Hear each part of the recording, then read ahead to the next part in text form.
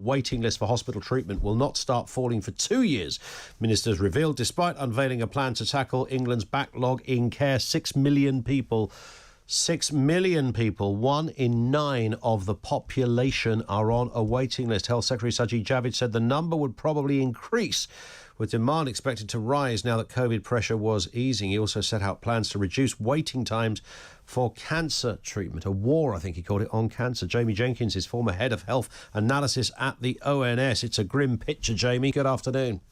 Yeah, afternoon, Ian. It is a pretty grim picture, actually. Yeah, I think it's a thing that was going on way before the pandemic, though. So I think Boris and Sajid has probably been a bit disingenuous just talking about kind of the COVID pandemic pushing up waiting lists.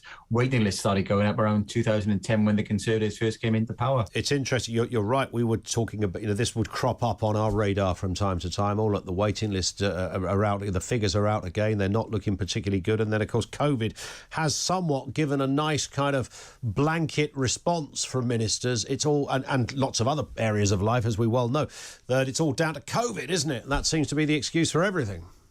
No, and Jeremy Hunt, when he was the health secretary, and he was talking about we're going to recruit X number of people by 2020 to start cutting the waiting lists. If you look at the staff numbers and what he was promising, I know he's been quite critical of some of the kind of the health policies as the Health Select Committee chair over the pandemic.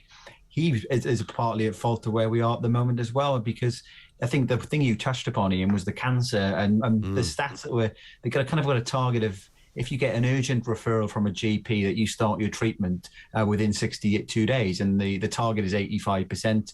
If you go back to around 2010, 2011, around that period, it was around 88%, but then it started declining through that decade, possibly to do with austerity, possibly to do with more elderly people in the population. And we know more people get cancer then when you get older. Sure. And the number now is dipped below 70%, Ian. So they need a big reversal, because people are talking about the 6 million on waiting lists. Obviously, that encompasses a lot of people who are looking for non-emergency care and people who maybe needing hip operations and those.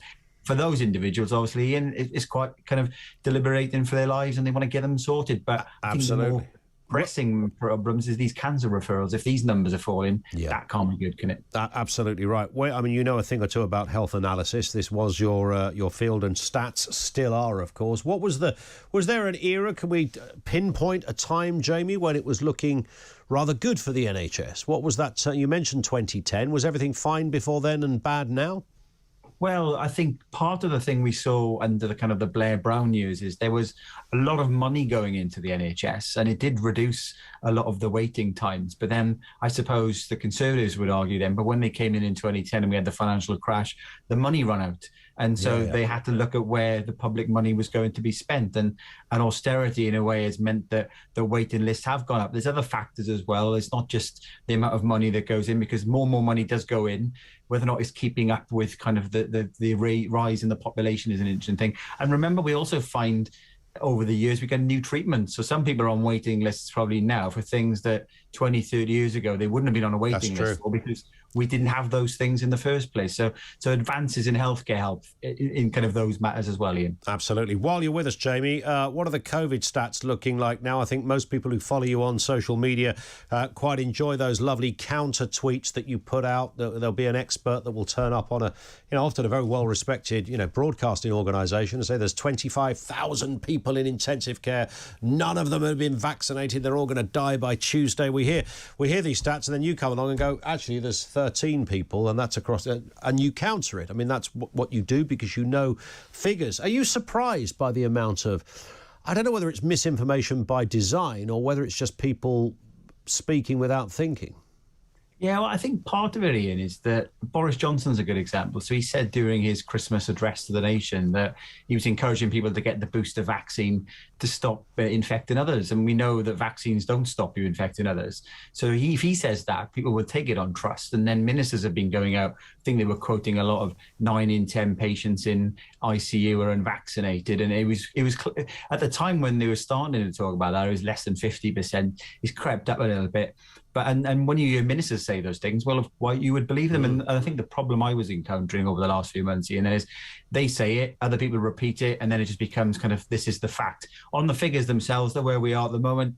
Everything's looking pretty positive, which is why Boris today is talking about perhaps ending restrictions a month early. The number of patients in intensive care, is significantly down compared to what we had. Sage were predicting potentially 3,000 deaths a day.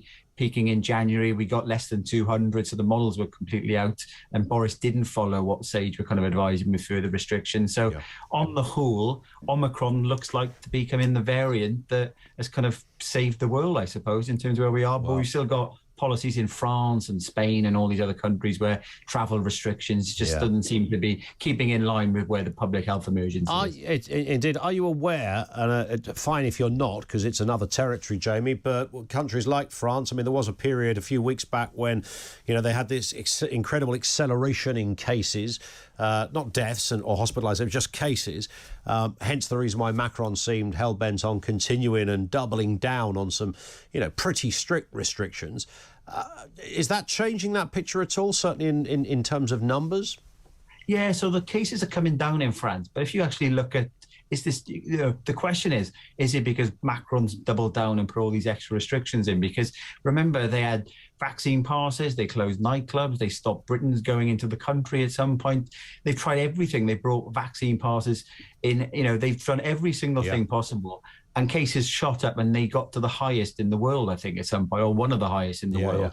And now they started coming down, but then cases are coming down in the UK. They're going down in other countries as well. They've been going down in South Africa a while. They're going down in Australia. So it could just be the natural evolution of the virus. And because the control experiment, Ian, is if you just look at France and then you look at the UK, well, we haven't gone anywhere near as bad in terms of restrictions as France, and some people would say it's been pretty bad here, and we haven't been as bad with cases. Absolutely, and and the proof, I suppose, what people want to hear is will France begin to unlock in a way that's something more similar to what we have here. Jamie, great to have you on. Jamie Jenkins, former head of health analysis at the ONS, with us here on Talk Radio.